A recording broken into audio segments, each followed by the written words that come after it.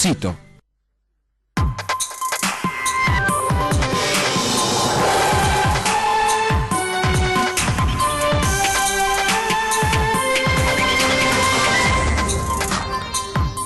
Il Sole 24 Ore indica Venezia al 14° posto per criminalità. Per il questore bisogna considerare il fatto che si tratta di una città ad alto tasso turistico e l'assessore alla sicurezza aggiunge i borseggi sono diminuiti.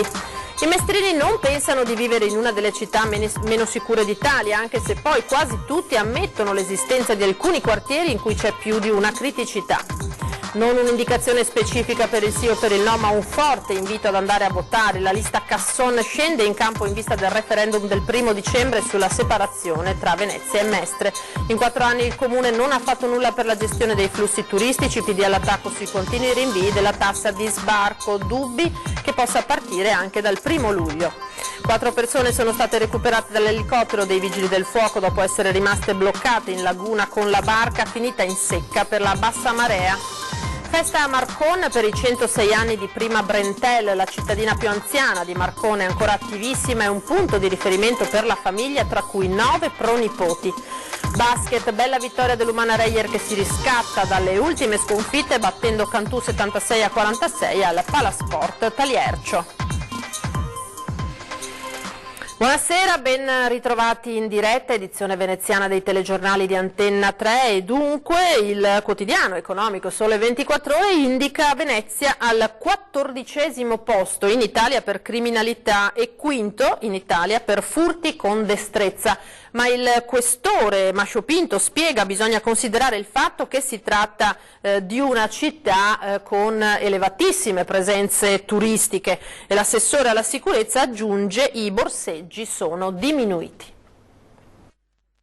Con oltre 38.000 denunce nel 2018, Venezia si piazza al 14° posto tra le 106 province italiane per indice di criminalità. Lo rileva uno studio del Sole 24 Ore che però va saputo leggere non sottovalutando un aspetto fondamentale, dice il questore. La posizione della città di Venezia nella classifica del Sole 24 Ore è sicuramente alta, ma innanzitutto poi vediamo, leggendola più attentamente, che c'è un forte calo generale dei reati, quindi gli dà un posizionamento in evoluzione positiva, con una diminuzione delle denunce, ma poi nello sviscerare il contenuto si vede che i reati sono tipicamente connessi a una realtà ad alto tasso turistico. Secondo i dati del quotidiano, l'anno scorso sono stati denunciati 5.849 furti con destrezza, un dato che posiziona Venezia al 5° posto in Italia, ma su cui il questore specifica. E sono proprio reati che si vanno a connotare in una città che ha il 3° aeroporto più grande d'Italia. Significa che i flussi di milioni di persone che gravitano su questa città portano naturalmente un tipo di reati e anche una realtà criminale strettamente connessa al turismo. Dati alla mano poi, i cosiddetti borseggi in centro storico sono in realtà diminuiti grazie a un'intensa opera di contrasto. Qualche anno fa, proprio in sede di prefettura, con l'allora prefetto, si stabilì in capo alla polizia locale una squadra dedicata contro il borseggio. Ovviamente la città non è facile, è complicatissima anche per la sua logistica e urbanisticamente per come si presenta. Nonostante questo riusciamo a rispondere molto bene anche grazie alle segnalazioni che invece i cittadini ci fanno costantemente, con particolare attenzione a quello che avviene nei nostri luoghi. Oltre 2.000 sono stati invece i furti in esercizi commerciali. Altro dato rilevante poi è quello relativo alle violenze sessuali, 91 in tutto, che piazzano Venezia al 15° posto in Italia. I mestrini non pensano di vivere in una delle città meno sicure d'Italia, anche se poi quasi tutti ammettono che alcuni quartieri presentano in questo senso più di una criticità. Non credo molto a quello che si scrive nei giornali, se non leggendo 3-4 giornali. Purtroppo è così. Venezia tra le città meno sicure d'Italia, secondo un'indagine del Sole 24 Ore, 14ª nella speciale classifica dell'indice di criminalità che considera il numero di denunce rispetto alla popolazione, addirittura 5ª per furti con strappo. Una stima un po' esagerata secondo i mestrini, anche se poi, a ben vedere, in diversi confessano di aver avuto qualche brutta esperienza. Alcune zone di Mestre a Venezia non sono sicure. Se andiamo su classifica delle zone di Mestre, sì, Ci sono dei posti in cui lei non si sente sicuro? Sì. Per esempio? Si sa, nella zona via Piave, in fondo via Cappuccina verso la stazione, sono posti che sono frequentati dalla gente che, diciamo, abbastanza spacciano. Sì, la zona della stazione, via del Piave, sì. Dove abito io, tranquillo. Diciamo che lei si sente sicuro quando esce di casa. Sì. E ha notizie di gente che ha avuto problemi di furti o di rapine? A me sì, mi ha valigiato l'appartamento 3 anni fa. Ah, sono entrati comunque. Capita. Guardi, per esperienza personale, mio figlio ha subito 2 volte, ma senza rubare niente, era solo per farmi non so cosa. Hanno aperto Nutella, hanno mangiato Nutella. Sono entrati in casa? Entrati in casa, abbiamo chiamato polizia, poveretti poliziotti, non sa, anche se loro. No, dove abito io mai è successo niente, ma da casa di mio figlio sì. A me non è mai successo nulla, io giro di giorno, di notte, sempre in bicicletta. In realtà sì, guardandosi un po' attorno c'è molto spaccio, c'è molto droga, questo sì. Però forse non faccio testo perché appunto non mi è mai nemmeno capitato di vedere. Veniamo ora alla cronaca e al grave incidente che si è verificato intorno alle 16 di oggi con i vigili del fuoco intervenuti all'incrocio tra Via Pese e Caorle a San Stino di Livenza per un incidente stradale tra 3 auto, 4 i feriti di cui 1 grave. I pompieri accorsi da Porto Gruaro hanno messo in sicurezza i mezzi ed estratto da una Fiat 600 il conducente è rimasto incastrato al posto di guida che è stato stabilizzato poi dal personale del SUEM 118 e trasferito in ospedale in eliambulanza. Feriti in maniera più leggera altre 3 persone assistite dai sanitari e poi condotte in pronto soccorso con l'ambulanza. La polizia locale ha deviato il traffico ed eseguito i rilievi del sinistro e le operazioni di vigile fuoco sono terminate circa dopo un paio d'ore. Torniamo sulla carenza di medici negli ospedali veneti, chiuso il bando per l'inserimento di neolaureati nei pronto soccorso, presentate 224 domande su 350 posti disponibili. Rispetto a una richiesta di 350 persone medici per il pronto soccorso e oggi hanno risposto in 224. Carenza di medici negli ospedali veneti, si è chiuso il bando per il reclutamento di giovani medici laureati, abilitati ma non ancora specializzati da inserire con un contratto autonomo nei pronto soccorso. Oggi ci sarà l'analisi di questa domanda per poi partire con il corso di formazione che sarà fatto con l'università. È partito venerdì invece l'altro bando che è quello per i 150 per l'area internistica. All'appello mancano in Veneto 1300 dottori. Per fronteggiare l'emergenza la Regione ha aperto un tavolo con l'Ordine dei Medici e l'Università per immettere gli specializzandi di 4° e 5° anno in corsia ed il Presidente della Regione Luca Zaia ricorda che il documento Veneto è stato fatto proprio ed approvato da tutte le regioni inviandolo già il 26 settembre al Governo e al Ministero della Salute. Non butteremo mai allo sbaraglio questi ragazzi, ha aggiunto Zaia, ma li inseriremo gradatamente vicino ai colleghi strutturati e ad occuparsi delle situazioni più semplici, non certo dei codici rossi.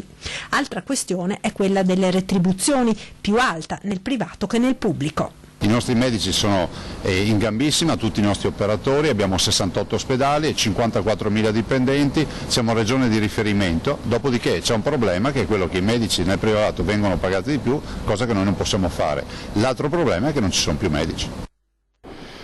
E ora veniamo al referendum del 1° dicembre sulla separazione tra Venezia e Mestre, perché scende in campo la lista Casson che non dà un'indicazione specifica per il sì o per il no, ma esprime un forte invito ad andare a votare affinché i cittadini partecipino a questa consultazione.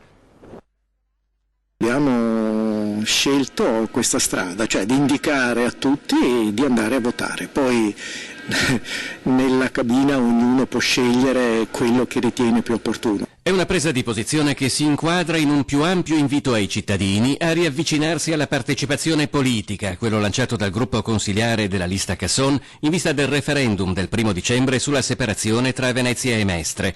Proprio in un periodo in cui per vari motivi le percentuali di votanti sono in calo, è importante che i cittadini tornino ad esercitare il proprio diritto di voto.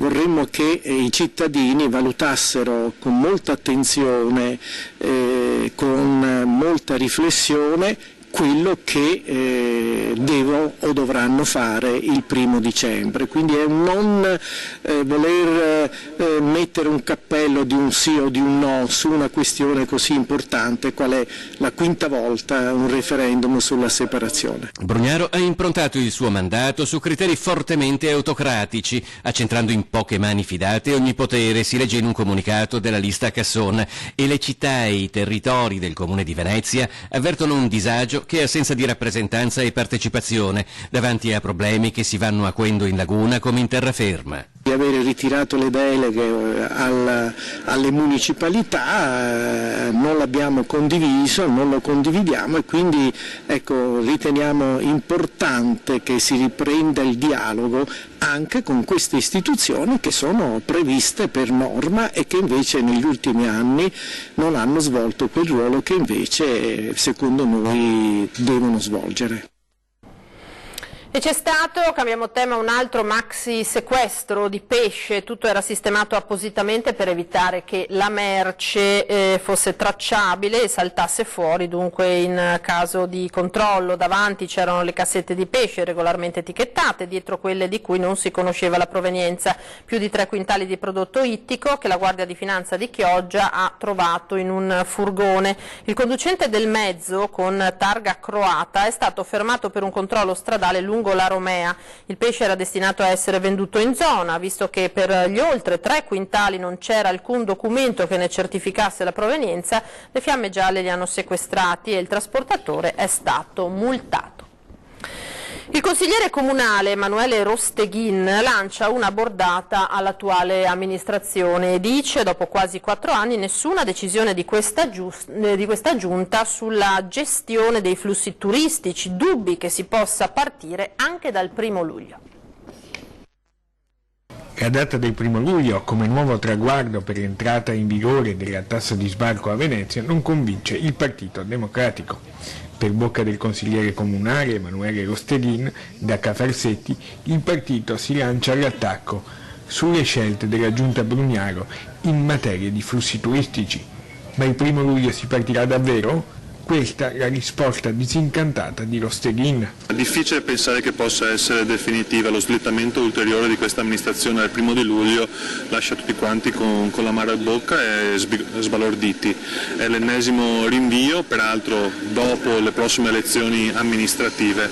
Di fatto questa amministrazione ha deciso di non voler governare i flussi turistici, di rimandare dopo 5 anni di alzare bandiera bianca. L'esponente del centro-sinistra non nega che introdurre questa novità nella gestione dei flussi turistici in centro storico comporti diversi tasselli da mettere al posto giusto. Che l'introduzione del contributo d'accesso sia una cosa complessa l'avevamo detto fin dall'inizio, tanto è vero che proprio nei nostri emendamenti chiedevamo un ridisegno di questa tassa, cosa che ovviamente non è stata accolta da questa maggioranza. Secondo Rosteghin il problema è più ampio e si va al di là delle questioni tecniche. L'accusa è che manchi una gestione reale sul turismo, tra l'invasione di turisti e il proliferare di hotel a Mestre. Dopo 4 anni questa amministrazione sta ancora dicendo che vuole contare il numero di turisti, ormai siamo a ridosso delle prossime elezioni amministrative, ci penserà la prossima amministrazione, speriamo diversa da questa.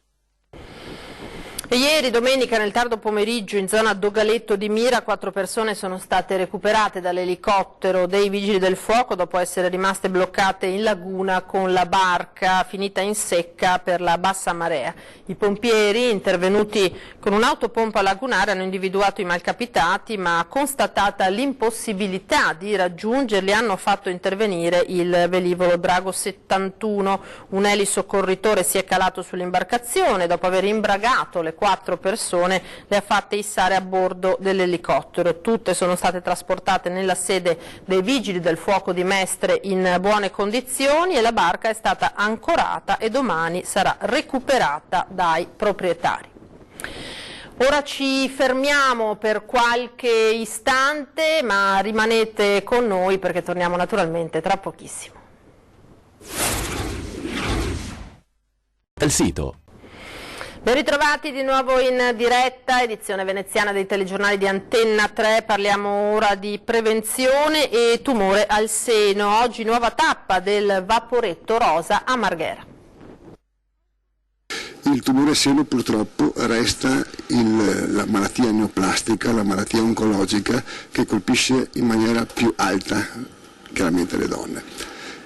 C'è da dire questo, abbiamo però avuto anche una notizia confortante, da quando sono partite queste campagne, forse anche per altri motivi, ma soprattutto anche per questo, il tumore al seno l'altro anno ha dato un trend negativo, mi pare 2.000 persone in meno rispetto all'anno precedente, quindi vuol dire che noi siamo incoraggiati a continuare in queste iniziative di divulgare appunto la coscienza che prevenire è vivere. Ecco perché è bene sfruttare la possibilità di screening gratuiti nel vaporetto rosa a disposizione delle donne di Centro Storico Isole e Terraferma. È un simbolo per le donne che stanno lottando contro questa terribile malattia, per le donne che ce l'hanno fatta, ma un invito soprattutto per tutte le donne giovani e meno giovani ad effettuare i controlli e gli screening necessari. La risposta è stata ottima, è importante che il messaggio di prevenzione navighi anche in laguna, oltre al fatto di offrire le visite. Il fatto di mettere a disposizione il battello effettivamente è un po' impegnativo, però la causa è ottima e quindi lo facciamo molto felicemente. Presente all'interno anche la possibilità di una consulenza professionale per capire come comportarsi col proprio corpo dopo un intervento al seno. La cosmetica e l'estetica oncologica devono aiutare e supportare le o i pazienti, quindi anche i maschi, che purtroppo sono costretti ad affrontare una fase della loro vita molto delicata e molto difficile, ma con l'aiuto di giusti protocolli scientifici e una giusta cosmetica oncologica, ovviamente supportata da professionisti qualificati e non improvvisati, si possono contenere e a volte anche minimizzare i danni collaterali delle terapie. Presente anche la squadra femminile dell'Umana Reyer con un forte messaggio. La prevenzione è vita, come appunto c'è scritto sul vaporetto, ed è importantissimo partecipare a queste appunto manifestazioni e testimoniare, perché una diagnosi precoce può salvare una vita e quindi è veramente importante diffondere questo messaggio. E ora siamo proprio allo sport, al basket, con la grande vittoria eurogranata a Cantù dopo le ultime sconfitte. Soddisfatto coach De Raffaele. 76-46. L'Umana Reyer si è ripresa dalle ultime sconfitte con un ottimo risultato nella partita contro Cantù al Palasport Liercio. I ragazzi di coach De Raffaele hanno avuto una prestazione di squadra eccellente, con la grinta che li caratterizza da sempre. Al di là delle sconfitte, venute tutte in maniera diversa e con canovacci diversi, ma all'interno una costante difensiva buona, volevamo stasera dare a noi stessi un segnale di consistenza, sia difensiva che offensiva. Devo dire che difensivamente abbiamo fatto una partita importante per tutti i 40 minuti, senza cali di tensione. Offensivamente si sono viste delle cose in più, ma la cosa migliore è stata la disponibilità dei giocatori a passarsi la palla, anche rinunciando a dei tiri aperti, e questo è per noi molto importante in ottica di impegni futuri, a cominciare da quello di questa settimana e poi quello che verranno a seguire. Chi si spinge qualche miglio al largo delle nostre coste può assistere a spettacoli straordinari. Guardate queste immagini. In un periodo in cui lo stato di salute del nostro pianeta genera più di una legittima preoccupazione, queste immagini rappresentano per certi versi una sorta di panacea, soprattutto perché, per girarle con il suo telefonino, Niccolò Udovici, padovano con l'hobby del mare, non ha dovuto fare molta strada. Siamo a una dozzina di miglia al largo di Jesolo, dove questo spettacolo, contrariamente a quanto si potrebbe pensare, è tutt'altro che raro. È abbastanza comune perché entrano sotto costa a mangiare il novellame e si possono vedere proprio gruppi di madri con cuccioli anche.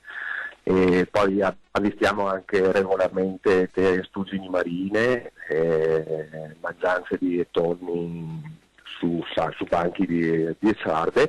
Sono belli spettacoli. Uno spettacolo suggestivo e unico, un patrimonio che nonostante tutto sopravvive a poca distanza dalle nostre coste. Capita per esempio per i delfini anche che si avvicinino alla vostra barca?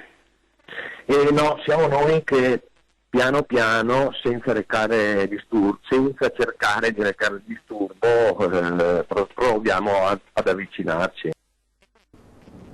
E ora la festa per i 106 anni di Prima Brentel, la cittadina più anziana di Marcon, è ancora attivissima e un punto di riferimento per la famiglia. 106 anni tanti, nessun meraggio. 3 figli, 6 nipoti e 9 pronipoti, ma soprattutto 106 anni portati splendidamente a festeggiare il compleanno di Prima Brentel e tutta Marcon, anche attraverso i display ufficiali dell'amministrazione comunale. Gioca a carte? Sì. 2 o 3 volte a settimana, andiamo a giocare carte, si passevo, mangiamo e bevevo. Ma qual è il segreto per arrivare a 106 anni? Mangiare, bere e lavorare. Lei che mestiere ha fatto? Che mestiere fa? A contadina. 106 anni non sono certo un traguardo da poco e, come si conviene alle grandi occasioni, la giornata si presenta impegnativa. Prima la affronta senza esitazioni. Nell'ordine accoglie il sindaco Matteo Romanello, accompagnato dal presidente del Consiglio Comunale Francesco Mercadalli. Veramente più di così non si potrebbe. Grazie a Dio. Il sindaco precedente Andrea Follini sempre bene. Sempre bene, sempre bene. Risponde alle telefonate di auguri al cellulare. Grazie. Attorno a Nerina, nella casa di San Liberale, amici e parenti. Naturalmente in prima fila i figli, anche se, dice Prima, oramai sono vecchi. Lei mi dice sempre, sei vecchia. Pensa, sì, sono vecchia io di 80 anni, ma se ancora ho la mamma mi sento ancora giovane. Il marito di Prima, Giuseppe, sposato nel 1938, è scomparso nel 1980. Uno di questa via qua, di questo paese, neanche uno che sia arrivato a 70 anni, neanche uno. 66, 65, 68. E facevano tutti lo stesso mestiere. Più o meno. A Porto Marghera lavoravano tutti a Porto Marghera. Prima è davvero un punto di riferimento per tutti e continua a fare piccoli lavori, per esempio di cucito. Vede ancora così bene che non ha mai usato gli occhiali. Fa calci, ferri e mia ora mi porta basso qua un paio di cassini di roba mestieri e mi porta basso a me. A lei la porta. Davvero fantastica. Allora, prima di salutarci vi ricordo a 20:10 questa sera, subito dopo i nostri telegiornali, si parlerà di referendum proprio per la separazione di Venezia e Mestre, di cui abbiamo accennato poco fa. In studio Marco Sitran, presidente del comitato Venezia e Mestre, 2 grandi città, e Renato Boraso, assessore comunale di Venezia. In prima serata torna questa sera, lunedì, l'attualità politica di Ring. In studio con il nostro Ferdinando Avarino ci saranno Simone Scarabel, consigliere regionale del Movimento 5 Stelle, Enrico Zanetti, ex viceministro all'economia, Arturo Lorenzoni, vice sindaco di Padova, e l'onorevole Massimo Bitonci della Lega. È tutto per questa sera, io vi ringrazio per averci seguito e vi lascio alle previsioni del tempo per domani. Arrivederci.